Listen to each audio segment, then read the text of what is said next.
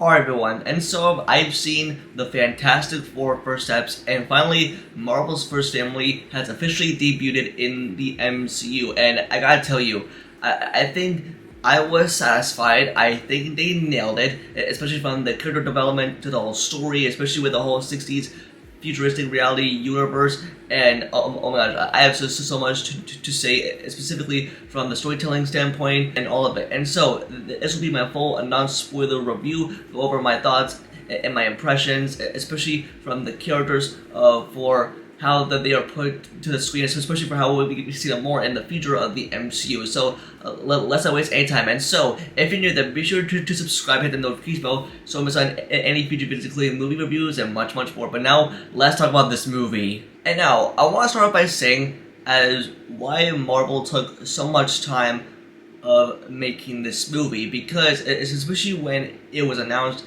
back in 2019 that they're working on a Fantastic Four movie, and it's especially if you know all the casting rumors, especially Marvel really wanted to take their time to really make this movie great, especially with other iterations of Fantastic Four, and especially from the past couple years, like they've all been not so good, and it's especially that this is a Marvel's first family that's going to debut in the MCU, that they're going to be set up for like the next 3 to 5 years. They had to do it right, and I think they really nailed it, and it's especially when they were doing the casting, and I think they picked perfect actors to portray these roles, and I can pretty much tell for how I felt after watching it, and they did a really great job, and it's especially for how they are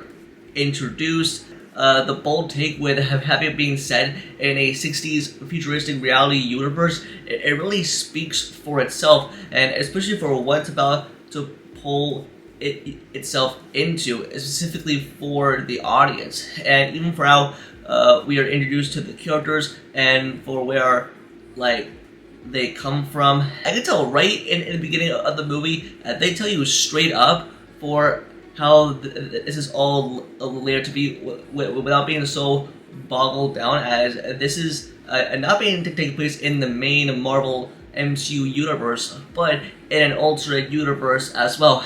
And basically from the main concept for how they want to pitch this world, because we've all seen Fantastic Four from the comics, like we all know they are from the 60s, and I think Marvel really had the idea for where they come from, for how they want to do this. And now I want to talk about with the performances, starting off with Pedro Pascal as Reed Richards, as described as the smartest man alive. And I can tell, Pedro Pascal has just really grown, to become my favorite actor ever to portray this role. And he really nailed all the aspects of what makes Reed Richards a great character for what he stands for, and along with his wife, Sue Storm, played by Vanessa Kirby, and especially with Johnny Storm, aka the Human Torch, played by Joseph Quinn. And I think I enjoyed the comedy aspect the most is from Ben Grimm, the Thing, played by Evan Moss-Bachrach. But even with Johnny Storm, and I could tell from his charisma and the charm and the humor.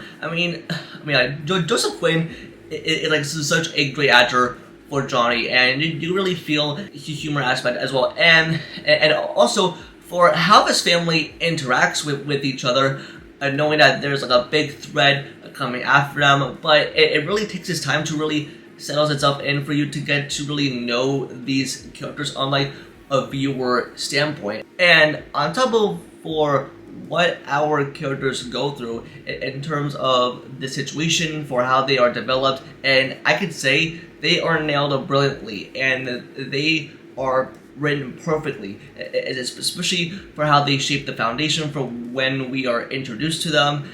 And it really shows all throughout this movie how they are really popular to the world, because they are astronauts that go into space, especially for how the population looks at the Fantastic Four, because hey, this is Marvel's first family that we are talking about here. And also, I want to talk about Galactus, and I think he was pulled off so good on screen. He was so menacing, and Ralph Ineson definitely nailed that performance. And I can tell from his voice for how he delivers on this main villain, and trust me, I got chills. Yeah, it shows you how great Marvel really wanted to do this, and especially for how we are centered in Galactus' world, and the VFX work for how they wanted to pull it off. It is absolutely brilliant, and it has great visuals.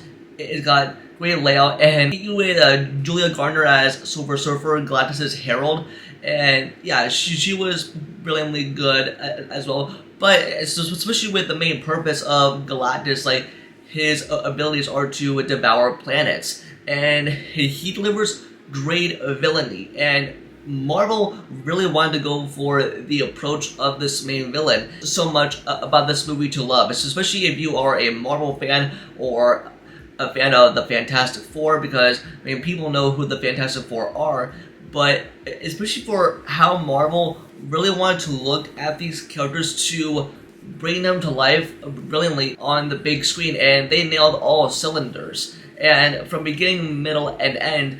And I think, I mean, I'm ready to watch this movie on repeat viewings like multiple times, because hey, I genuinely love this movie, and Marvel made a really great movie, and that's why it took like 6 years to finally have this movie made. And even though I was a bit hesitant for what Marvel was going through in terms of what type of casting that they wanted to do in order to bring Marvel's first family into the MCU to life, and not have it being like so rushed. Like, this was a perfectly well timing to get this movie out, just with like for how the 60s universe is accomplished, for how like a New York is really like spread out, and they definitely delivered on the promise, and especially from like the main concept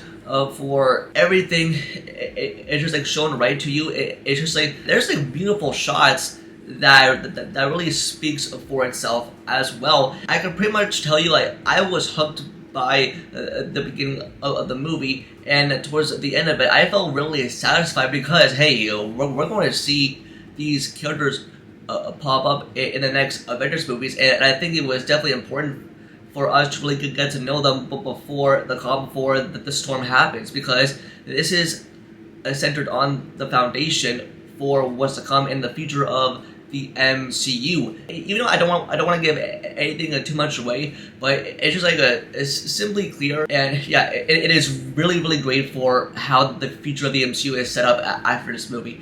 And also I want to touch upon Sue Storm and the fact that her character goes to motherhood, and especially being a mother to Franklin Richards, and it is so cute. With Reed and Sue, and for how their heartstrings are pulled together, and I really enjoyed their chemistry, and I think Pedro Pascal and Vanessa Kirby really nailed the couple right here, and they are brilliantly written, and I can say a thousand times, yeah, they did a really great job. And even though that they didn't want things to go wrong, they really wanted to nail this movie perfectly, and they really wanted to have it well done, and especially from the storytelling perspective for how like the action sequences are pulled up, and trust me, there are brilliant things to be said all throughout about it, and that's just great visuals. I think I can confidently say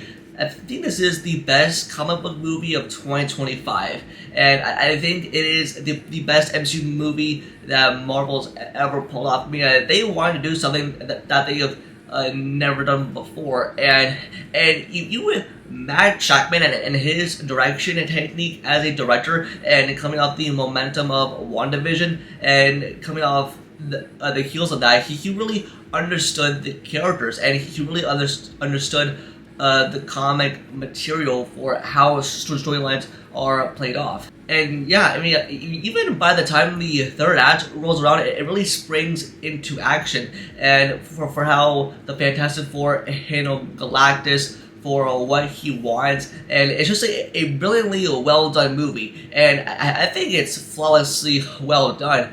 And yeah, just to sum it up in general, and I think with fans that will really go into this movie really enjoying it, there's lots to love, especially from the family, their chemistry, for how the story is played out, for how it takes time to really get to know our characters, for what they have to go through, what they have to learn, and there is so much love, and I think I definitely love Pedro Pascal more, and even more after watching this movie before he pulled off as Reed Richards, and I think his character has so much potential for the MCU's future moving forward. And plus, there's like so much humor to the amazing comedy standpoint, but even though it's an MCU movie under 2 hours long, it didn't even feel that. No, it just like flies by, and it's a perfectly well done movie. And also, the 2 post-credit scenes, and oh my gosh, the mid-credit is something that's gonna be the conversation online, and especially when I saw it happen. And I think after that mid-credit scene, it's gonna raise a lot of hype and questions for Avengers Doomsday. That I can say. For how things are gonna be set up, and man, and even if we thought that they haven't built up to Avengers Doomsday and Secret Wars because of recent projects, but once you see the mid-credit scene, you should definitely be hyped because it had the Russo brothers involved, and I think it is the best post-credit scene that they've pulled off. Yeah, I got chills when he showed up. And also, yeah, there are 2 post-credit scenes. I think the mid-credit is something to be excited about, but the post-credit scene, it's just a little bit of fun. But at the end of the day, Marvel nailed the Fantastic Four for what their adaptation was going to look like on screen for the MCU. Like, this is what we're talking about. Plus, this is in a separate universe, so it's not like we are being like a boggled down. It's just like a bold, fresh new take. It's like a standalone story for how Marvel's first family was going to take on Galactus. That's how it's always been in the source material, and I think the viewer, the audience, will really go into this movie, and you're gonna really fall in love with these characters. There is so much to love, and there's like amazing things coming from them, their abilities and their powers, and oh my gosh. So for my final thoughts, I really enjoyed this movie. Fantastic Four First Steps, it's a winner for Marvel, and it got me more excited for the MCU's future more than we ever thought.